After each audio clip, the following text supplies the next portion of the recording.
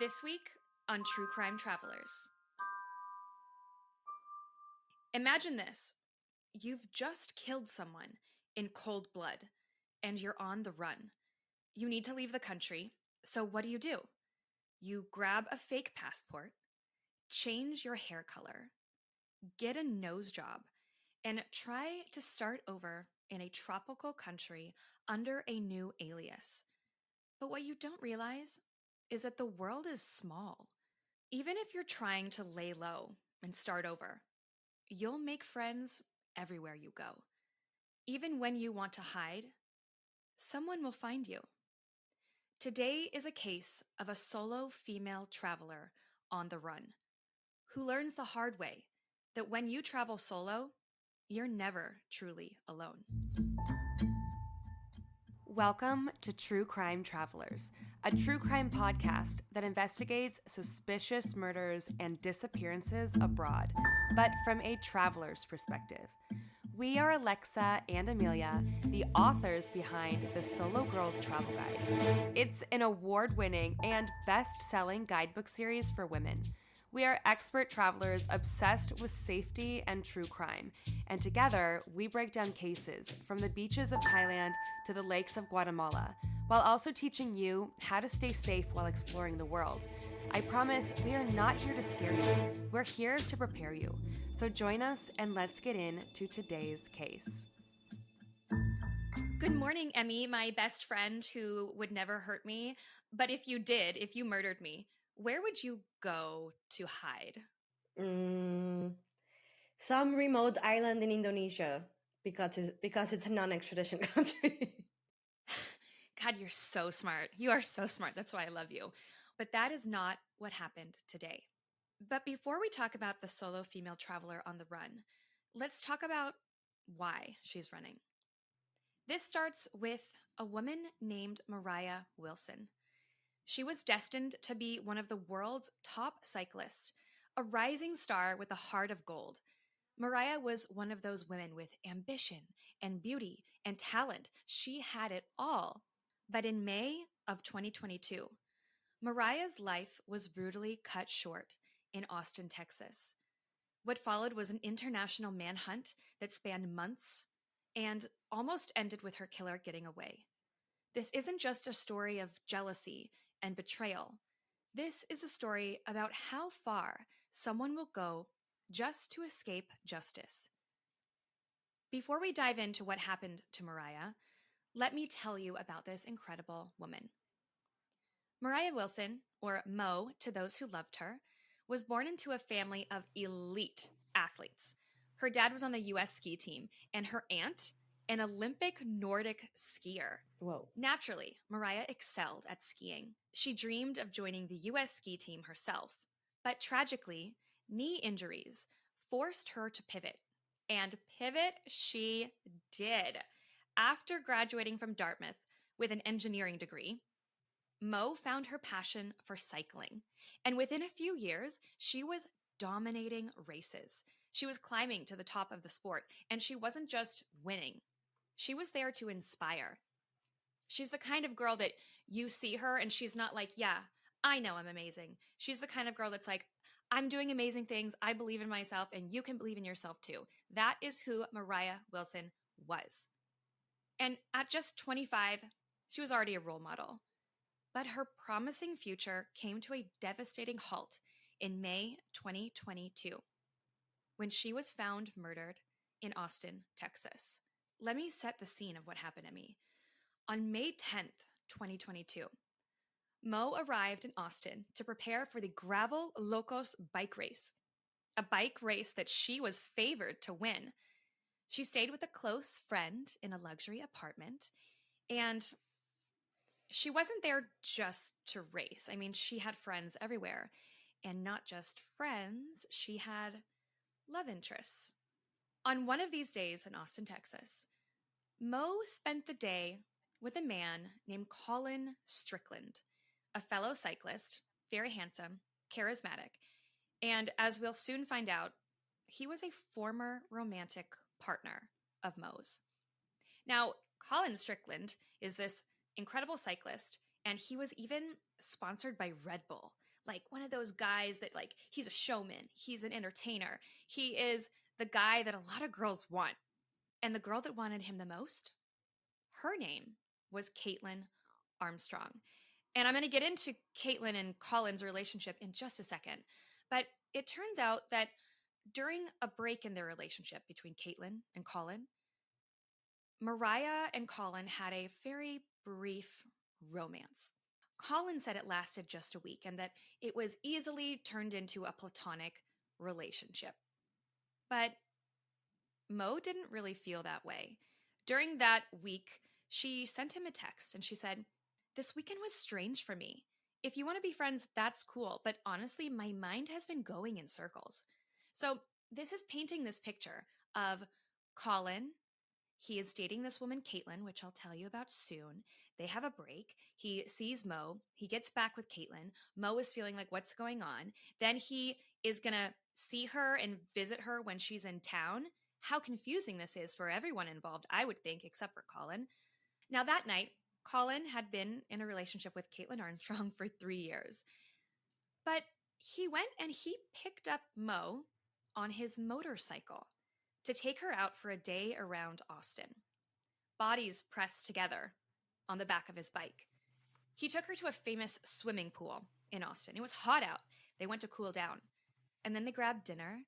And then Colin dropped Mo off back at her friend's apartment around 8:30 p.m. That is definitely a date. It sounds like a date to me. Although Colin would just say, "Hey, no, platonic, right?" Fuckboy alert. Fuckboy alert. Hours later, hours after Colin dropped Mo back at her friend's apartment, her friend returned home to find something devastating, shocking, horrific. She found the 25-year-old dead on the ground, covered in blood.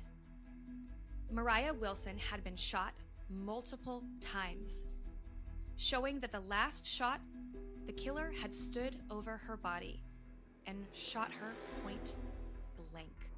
The friend, she tried CPR, but with no luck. She called 911 and she said, "There's blood everywhere. I tried. I don't know what to do." And the detectives say that it looks like Moriah entered the apartment and was shocked by this killer in the room, and she was trying to escape, backing away. There was a trail of blood in the apartment. This was Moriah Wilson's last day on Earth. She would never make it to that bike race. But what happened? The investigators, they showed up. They started investigating, as they do. And initially, they thought that this was a robbery because Moriah's very expensive cycling bike was found discarded in the bushes. And so they thought, okay, a robbery. But the pieces just weren't adding up. Now, I bet you guys can discover where this is going, right? But let me tell you that nothing is going to prepare you for the story that I'm about to tell you. So Colin, he drops Mo off, right? But Colin was in this relationship with Kaitlin Armstrong. This was his girlfriend of 3 years. And she was the clingy type. She's the girl that changes her whole personality to impress a boy.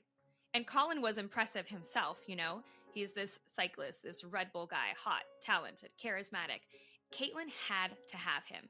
So she started showing interest in things that he likes, including cycling. Emmy, she even started becoming a cyclist herself, dressing the part. I mean, it's one thing to like someone's hobby or something, right? But she started practicing cycling. She started even competing at an amateur level. But for me, what gets me is that she started dressing the part, almost dressing like Moriah Wilson. I can picture this so clearly. I've seen so many girls do that, like completely change just to like fit in their boyfriend's world. Yeah. And this was really a far reach because Kaitlin Armstrong, she was more the yoga girl. I mean, she flew to Bali and she got her yoga teacher certification. She wears, you know, the yoga pants and like the boho braid. Like she's very like peace, love, hippie.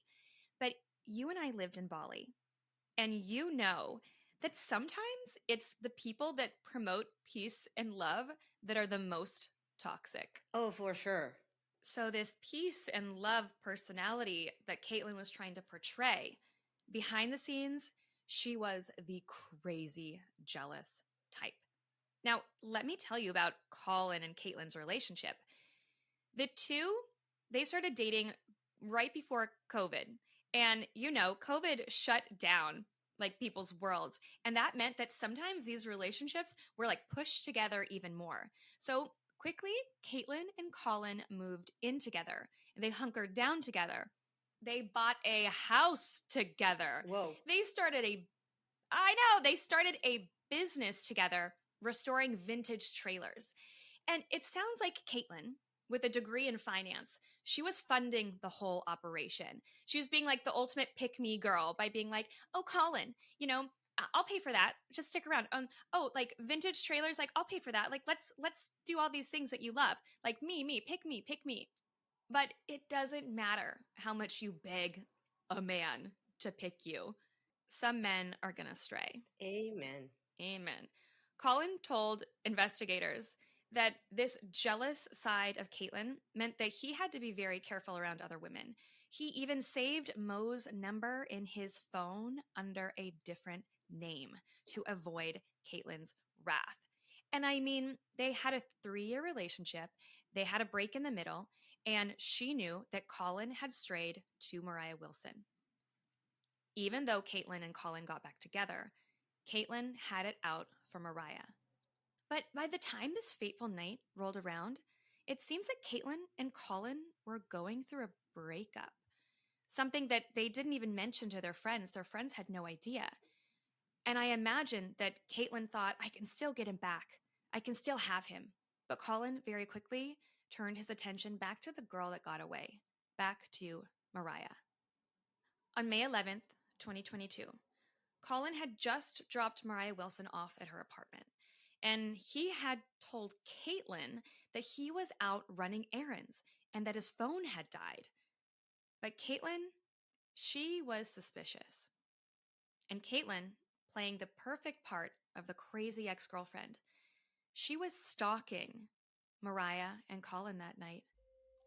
Because just as Colin dropped Moriah off at her apartment shortly after 8:30, surveillance footage shows a black Jeep with a bike rack near the apartment.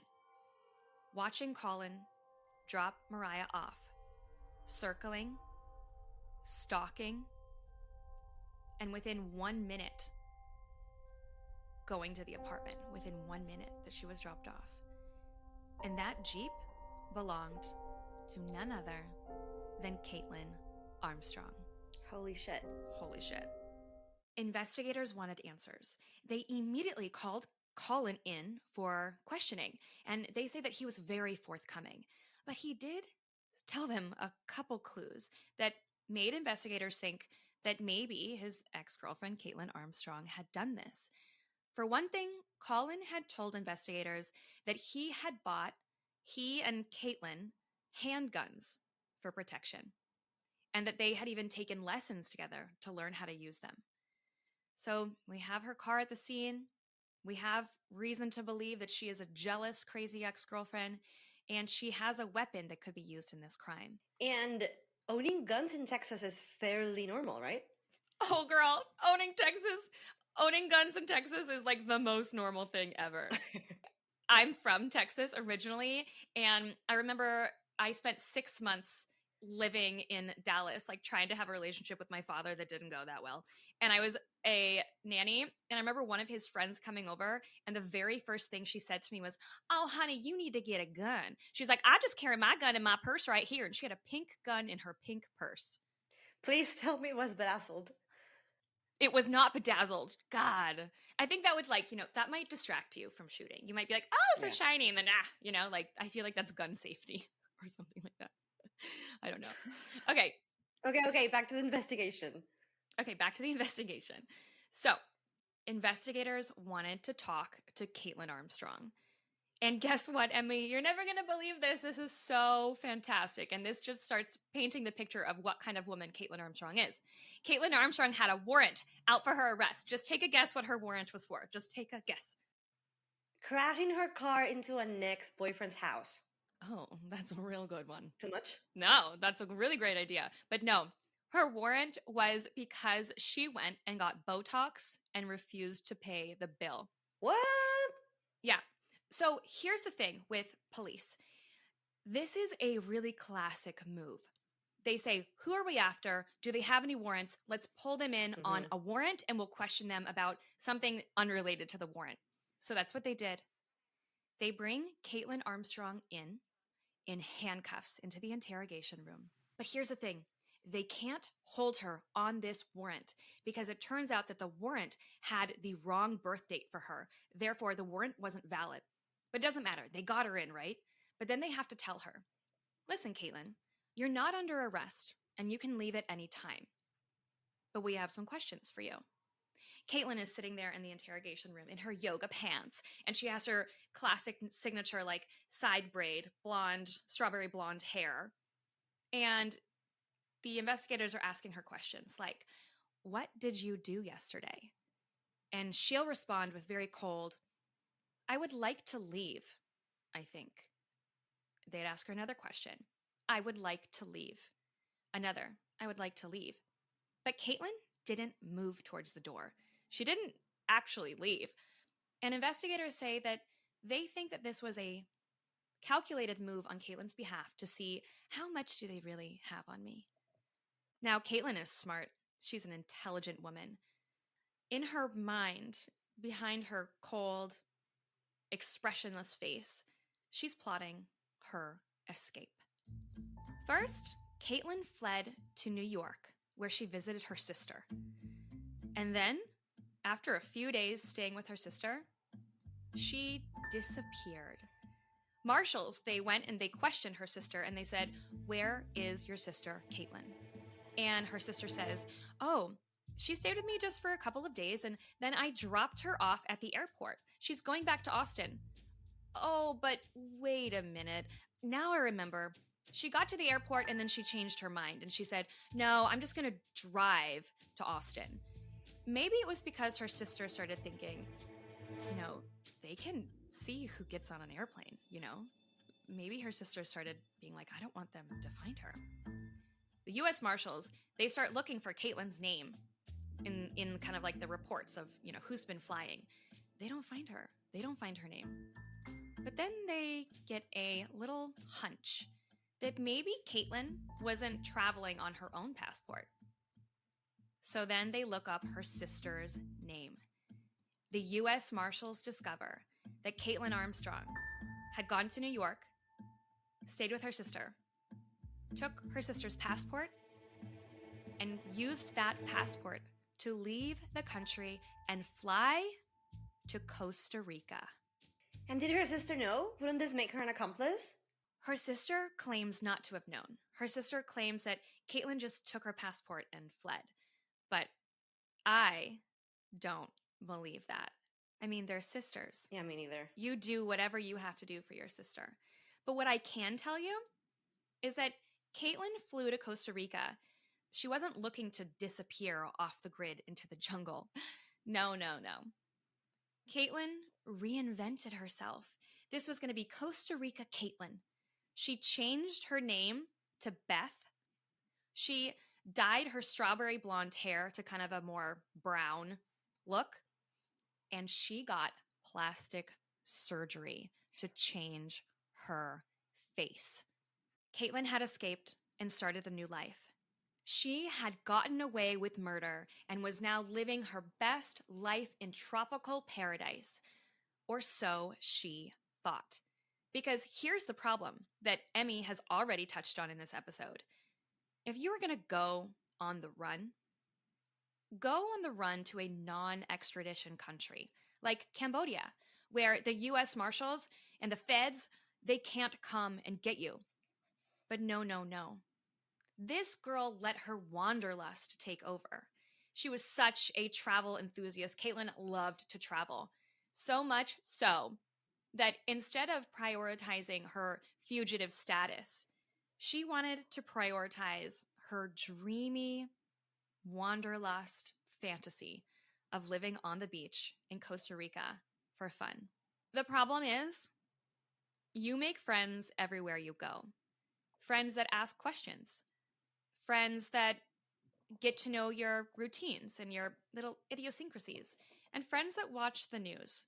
Because by now, it was absolutely international headlines that this woman was on the run. Actually, let me correct myself. Kaitlin had 1 month ahead of the Marshals. She had been in Costa Rica for an entire month before the U.S. Marshals flew down to find her. And in that time, she had made friends. She made friends. Now, the feds and the Marshals, they are not being very forthcoming about their intelligence and how they got some of their connections, but they discovered that there was a businessman that had a connection to Kaitlin. They called him up a few times, being like, hey, this is the U.S. Marshals. And he's like, I don't want any. And he hangs up the phone. He thinks like it's like telemarketers or whatever. And the U.S. Marshals are getting so frustrated. They finally call and they're like, listen, we're looking for this woman. This is what she looks like. This is how she behaves. Do you know her? And he's like, yeah, I think I met her in a yoga studio in Jaco, which is a town in Costa Rica. But the photo that you're showing me, that doesn't look like her. Because remember, she's undergone a makeover. New hair, new name, new nose job, new lip filler. As if this was going to be just, what she needed to escape the people looking for her. But eventually, the feds, they track her down to the tiny town of Santa Teresa, Costa Rica. Now, let me tell you, this place is actually really dreamy. And Emmy, as I'm reading this and as I've been investigating this case and looking into Santa Teresa, do you want to go with me? It sounds really amazing. Yeah. Have you been to Costa Rica? I have not, but my boyfriend has, and he loved it. I have been. I found it to be a little bit more expensive than I thought it was going to be, but this town of Santa Teresa sounds amazing. It is a bohemian paradise, perfect for Kaitlin Armstrong, where lush jungles meet pristine beaches, drawing surfers, yogis, and wanderlust-driven expats from around the globe. It's a town littered in tourists and foreigners and digital nomads. Now, this laid-back coastal town, it pulses with this like vibrant energy, offering endless waves, beachfront yoga classes, incredible food, cafes, restaurants, and a social scene. You can move here with my book, The One-Way Ticket Plan, Find and Fund Your Purpose While Traveling the World. She was following the blueprint of finding the best little cozy town where she could start a life over. Days spent chasing sunsets, exploring jungles on ATVs, and, wellness retreats. So she started integrating into this town like a normal expat, not like she had just killed someone in America. The U.S. Marshals, they made their way down to Costa Rica. A month later, remember, taking boats and cars deeper and deeper into Costa Rica to find her. They canvassed hostels. They combed through yoga studios. They even got one of their female operatives to go undercover and go to yoga classes, hoping to find and befriend Kaitlin Armstrong. No luck. They walked down this main strip. There's this main strip in Santa Teresa where everyone kind of comes for their shopping and their socializing, their nightlife, their live music. And one of the feds, he sees a girl that looks like Kaitlin. And he's like, that's her. But then a minute later, he sees another girl that looks like Kaitlin. He's like, oh, maybe that's her. The problem was this destination was so female friendly that they couldn't tell one girl from the other. And then they had this disadvantage of knowing that Kaitlin had possibly changed her appearance. They even discovered that she had multiple names she was going under. Beth, Ari, some others. And months passed with no luck, no sign of Kaitlin. So they decided, instead of looking for her, maybe they would set a trap. They got clever.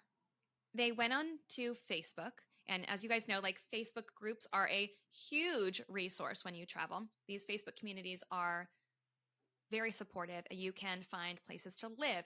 You can find friends. You can ask about medications. And you can also sometimes find jobs in these Facebook groups. So they posted a job pretending to be a hostel, and they said that they were looking to hire a yoga teacher. About a week went by with no bites. Just as the U.S. Marshals were giving up, packing up, thinking she got away with it, they got a message on Facebook from Kaitlin Armstrong responding to their ad to become a yoga teacher in Santa Teresa, Costa Rica. This was her biggest mistake yet. And we'll talk about what happened right after this break. Hey guys, it's Alexa, and I'm here with a life hack for you, especially around the holidays. The gifts that I always give are books. If you have people on your shopping list that you haven't gotten something for, go ahead and visit Amazon, type in the Solo Girls Travel Guide, and there you have an entire collection of wanderlust gifts that won't break the bank and that will get to them in time for the holiday season. Oh, and big announcement, Amelia and I just launched a brand new guidebook in this series. This is the first book in my home country of America and in my hometown of Seattle. Our new book is Seattle and the Pacific Northwest. It's full of itineraries and recommendations and ways to make friends in the city, because our guides aren't just for travelers, they're also for people moving to a new city or living in that city and they want to explore it more. So if you have someone that you think would enjoy Bali, Thailand, Cambodia, South Korea, Mexico City, Puerto Vallarta, Seattle, and more, go ahead and check us out either at thesologirlstravelguide.com, or you can head to Amazon and just type in The Solo Girls Travel Guide. You can never go wrong with a book, especially one of mine. That's all for my shameless plug. Now back to the case. I have a question. See? Was the message from Kaitlin or one of her aliases? I'm sure it was an alias. Because if she was just on her own Facebook, they would just track her. I'm sure that she had made a whole new Facebook post, which tells you, like how far she really thought that she was going to go with this. Well, new nose, new you. Oh my gosh. New nose, new you. So Kaitlin walked right into their trap. She said that she wanted to meet these people for an interview at a little hostel called Don Juan's. Now, the U.S. Marshal, he didn't want to spook her. So he went in to Don Juan's and he sees these two people sitting, and only one of them is a woman who doesn't look exactly like he thought Kaitlin would look. He thinks, I don't want to spook her, so I'm just going to start chatting to her, but only in Spanish. They're chit-chatting back and forth, but Kaitlin's Spanish, it's not that great yet. So she pulls out her phone to get Google Translate up. And you know, Emmy, when you're Google translating with someone, you're typing something and you're kind of both now hunched over looking at a phone together, right? Mm-hmm.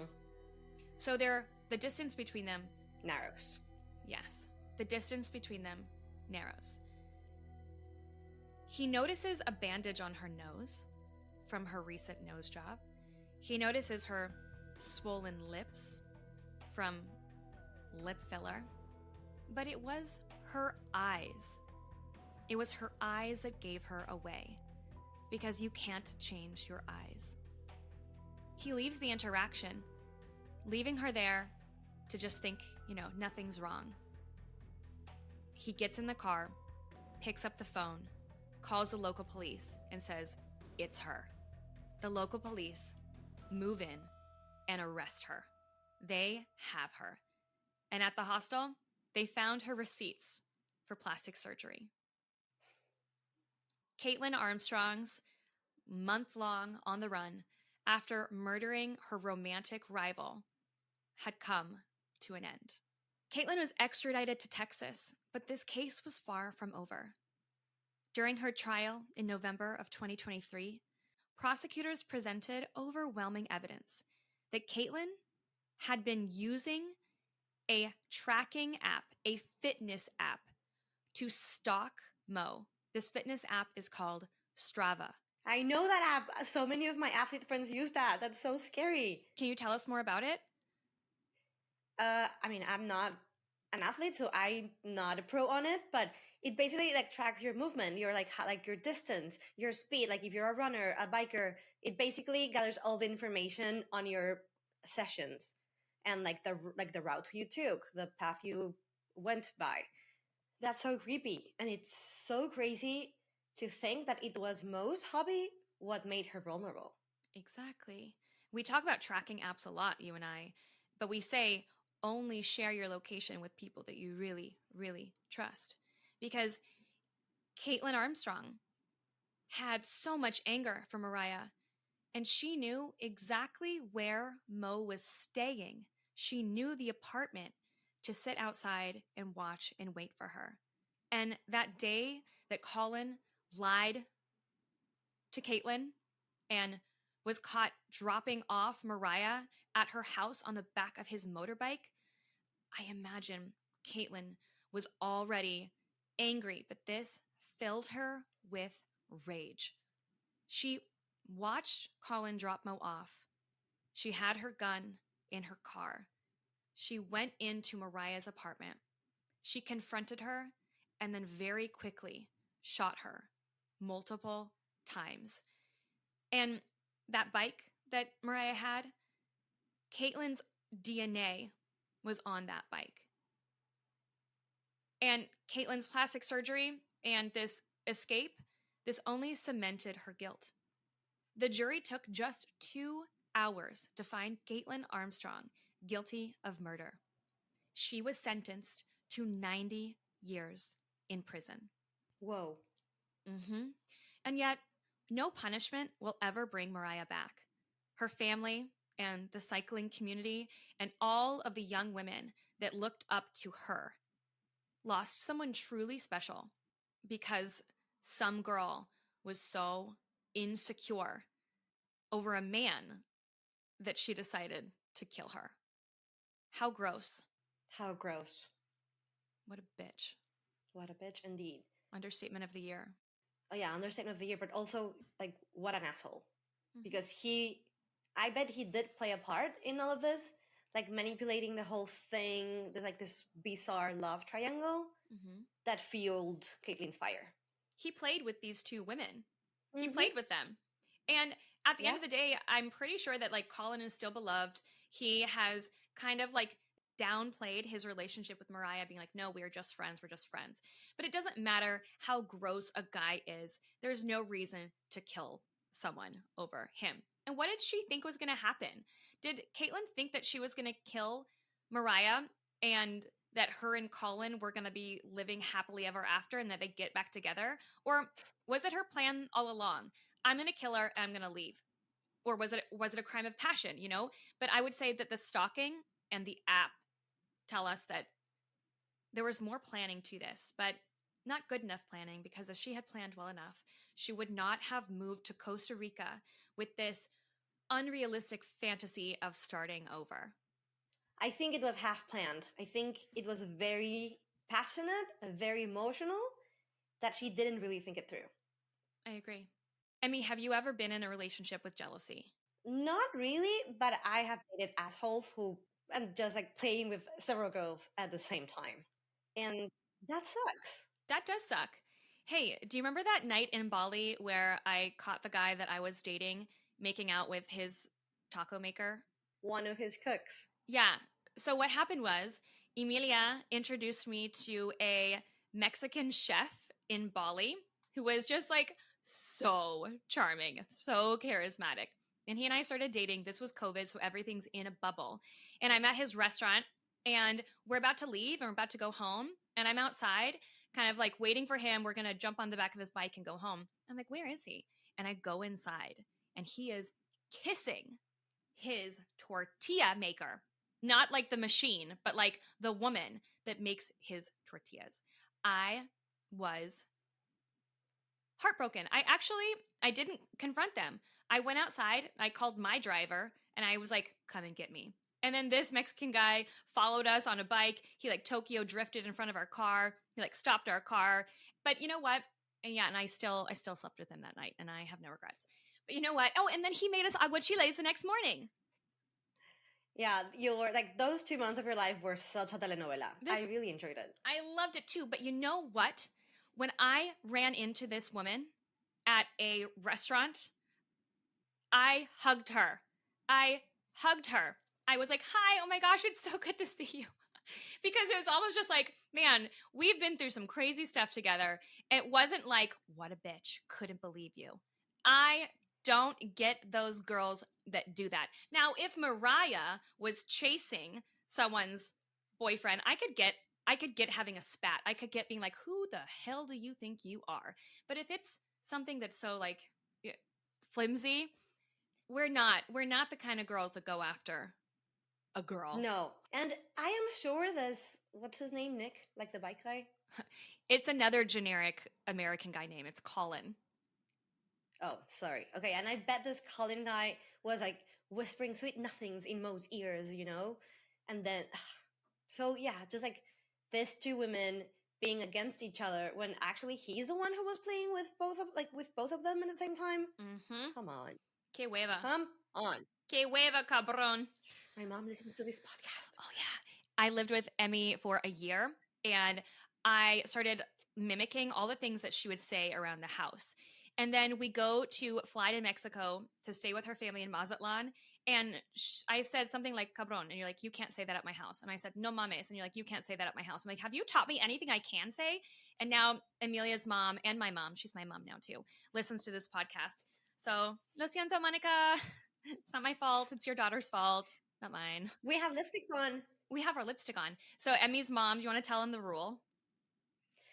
Well, yeah, my mom, you will never see her, even if she's at her Tai Chi class or her yoga class or wherever she is, her lipstick is always going to be perfect. So we have this rule that we call it the Monica rule. Whenever your lipstick is fading, you have to reapply. The Monica rule. It's a lifestyle.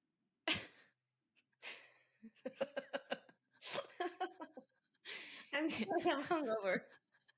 It's a lifestyle. I don't mind you hungover. I can't believe you're not drinking mezcal today. Well, let's expedite this process. Let's extradite you from this podcast and let you go get in bed because you're in Spain. It's your nighttime.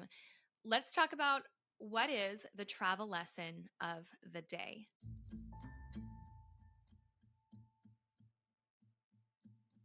Okay, so what's the travel lesson for today's episode? I want everyone who's listening to pay attention real close because we have talked before many times on this podcast about location sharing. Lexi and I, we share our location with each other all the time in an app called Live 360, but it's a private location sharing. I can see hers, she can see mine, and we only share our location with people we trust. Don't go around sharing your location with anyone all the time, like on your Instagram stories. Don't share where you are live every day while you're traveling. Exactly. So I'm about to go to Bali, and this is actually our last episode of 2024. We'll talk about that in a second. But I'm about to go to Bali, and I don't share my Instagram stories live. So if I'm at a really amazing hotel and I want people to see it, I wait until I leave that hotel. You will never catch my live location. Wait. There was one time that I was staying in the jungles of Bali, pretty far off. It was like 2.5 hours into the jungle. And I thought, no one is going to come track me down 2.5 hours into the jungle. I posted an Instagram story of where I was. And lo and behold, this girl shows up into the mountains, into this eco retreat where I am, pretending that we have just ran into each other, that we just accidentally crossed paths. And I was like, that does not sound right. You're just by yourself and you just decided to come 2.5 hours into the jungles. I think that day solidified something very real for me, and that if someone wants to find you, they're going to come and find you. So never underestimate a crazy. Oh my God, yes. Never underestimate a crazy. So take care of yourself and don't share your location with everyone. No. So speaking of taking care of yourself, Emmy and I have worked our asses off for over a year now on True Crime Travelers. We worked on this podcast for over 10 months before we even put it out there. And now we are giving ourselves a much needed 2-week break over the holidays. We are going to take off during Christmas and New Year's. I'm going to Bali, and we will pick back up in the new year. Yeah, how exciting. How exciting. However, we might do some episodes while I'm still here at the house and just release them in Bali. So we'll see. Who knows where you guys are going to see us next? You might see us just right here, or maybe you'll see us in Bali. Who knows what life will look like then? Yeah, I'm not going to tell you where I'm going to be. I'm going to keep you guessing, just like you should keep the stalkers guessing. Anyways, you get the point. We love you guys so much. We have had an incredible... How long have we had the podcast out? This is episode 13. This since October 1st. It's been 2.5 months already. It has been so much fun. And the fact that we have listeners that say to us, I listen to every episode, means so much to us. Like, I know that Terry and Jacqueline and Tati. And we have so many friends that listen to every single episode, and so many travelers that we actually didn't know before that have already become friends in just this short amount of time on True Crime Travelers. And that's our goal. We're not here to scare you. We're here to prepare you, but we're also here to like create this community of women that like have each other's back and that support each other in traveling, but also are there for each other when we need each other. And that's what we've been doing. And I'm so proud of us. I'm so proud of you, Emmy. And I love what we're doing with True Crime Travelers. Yeah, I love it too. And we love so much seeing where and when and how you listen to the podcast. So continue sending us your photos if you're like listening on your morning commute, if you're listening on an airplane, if you're listening while you're cooking and dancing. Go on sharing how and where and when you listen to True Crime Travelers. Absolutely. And don't forget that we have a little competition going on. And if you leave us a review on Apple Podcast and then take a screenshot of that and send it over to us at hola@truecrimetravelers.com. At the end of the year, we're going to pick our favorite review, and that person is going to win a special secret prize. We are going to be announcing that winner in our new Facebook group for True Crime Travelers. So join us there after every episode where we can chit-chat about true crime travel episodes, but also cases that you guys want us to cover or cases that we want to chit-chat about that we haven't covered yet. Okay, I'm rambling. I'm going to go.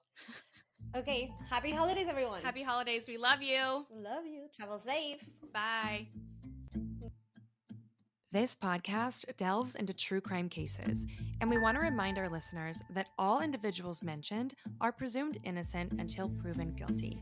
The opinions expressed here are solely those of myself and Amelia. We strive to research thoroughly and provide accurate and up-to-date information, but please be aware that some details may evolve over time. We encourage you to do your own research and verify the information presented. Thanks for listening.